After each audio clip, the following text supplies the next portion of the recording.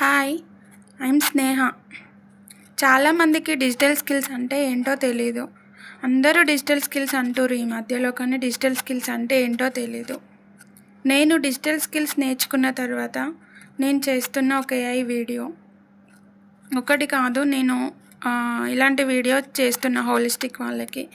అంటే నేను digital skills నేర్చుకొని మనం చేస్తున్న వర్క్ చూపించాలి కదా, అందుకే నేను చూపిస్తున్నాను.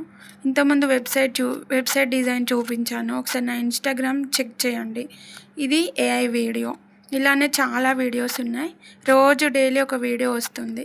మీరు కూడా నేర్చుకోవాలి అంటే నన్ను కాంటాక్ట్ చేయండి. 7095776816.